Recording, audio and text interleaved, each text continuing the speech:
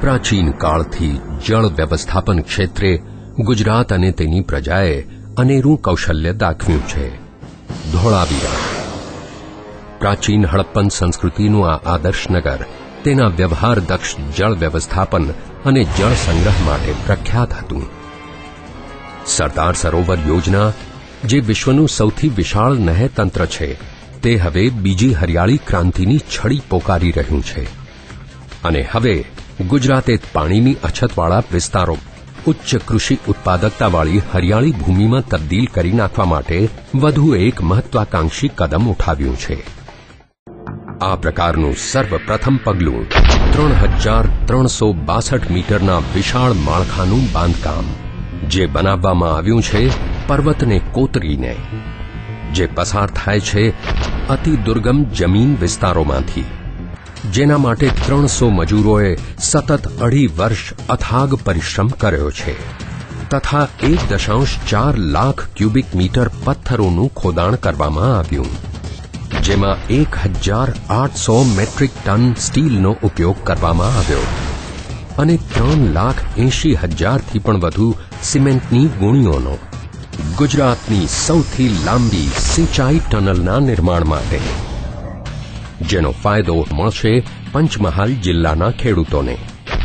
18,000 hectare જમીનને સિંચાઈની સુવિધા હેઠળ લાવીને, જે સુનિશ્ચિત કરશે ખરીફ ઉપરાંત રવિ પાકોનું મબલખ ઉત્પાદન. હા, આ ઇજનેરી ક્ષેત્રની એક અનોખી સિદ્ધિ છે. એવી અનોખી સિદ્ધિ જે ક્ષમતા ધરાવે છે લાખો લોકોના જીવનમાં પરિવર્તન લાવવાની, જેનાથી હવે ફરી વખત તેઓના ચહેરા પર ફરકશે સ્મિત. Panam high level canal project, પંચમહાલની જીવાદોરી.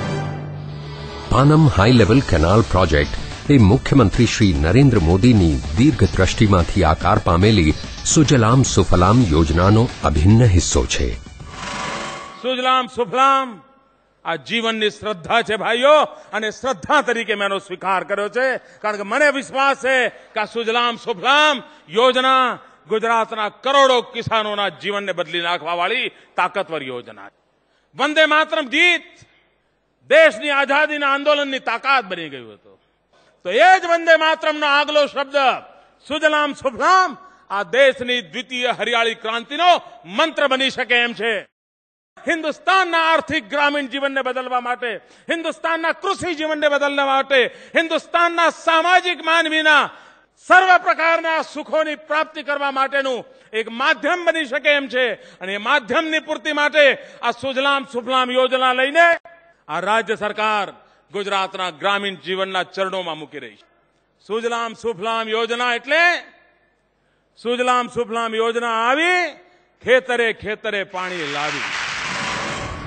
આ પ્રોજેક્ટ હાલના પાનમ ડેમ અને તેના જળાશય ઉપર આધારિત છે, જે વડોદરા જિલ્લાના સાવલી તાલુકા અને પંચમહાલ જિલ્લાના લુણાવાડા, શહેરા, ગોધરા અને કાલોલ તાલુકાના 132 ગામડાઓની 36,000 હેક્ટર જમીનને સિંચાઈની સવલત પૂરી પાડે છે.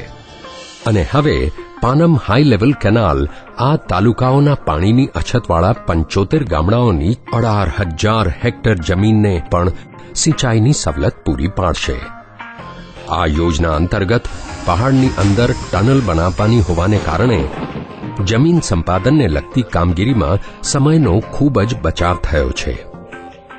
પાનમ ડેમમાંથી ટનલ મારફતે પાણીનું વહન કરી ડાબી અને જમણી તરફ કાઢવામાં આવેલી નહેરો દ્વારા પાણીનું વિતરણ કરવામાં આવશે.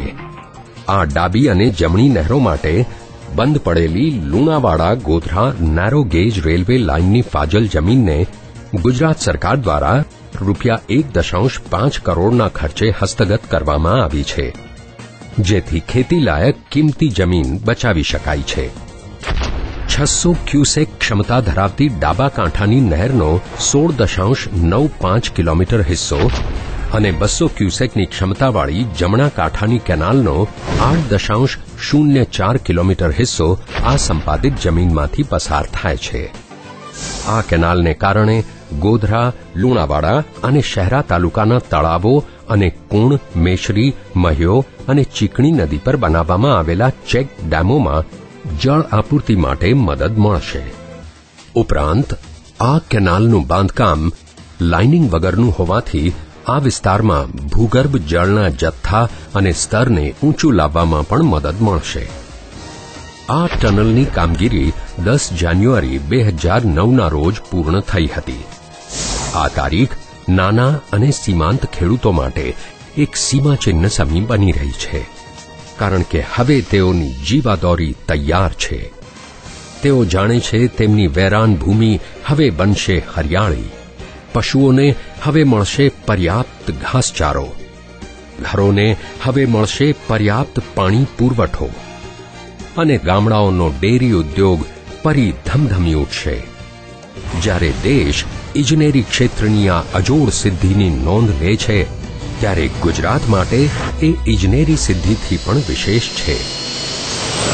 એક સામાન્ય માનવીના હૃદયની અત્યંત નિકટનું આ સ્વપ્ન છે. દીર્ઘદ્રષ્ટિનું આ એક જ્વલંત ઉદાહરણ છે. આ એક માનવતાલક્ષી યોજના છે જેનો ઉદ્દેશ છે જન સશક્તિકરણનો. જ્યાં ચાહ ત્યાં રાહ, આ કહેવત પ્રતિબિંબિત થાય છે અહીંયા. અને આ બધાથી વિશેષ આ છે પંચમહાલના લોકોની જીવાદોરી. Panam high level canal project, પંચમહાલની જીવાદોરી.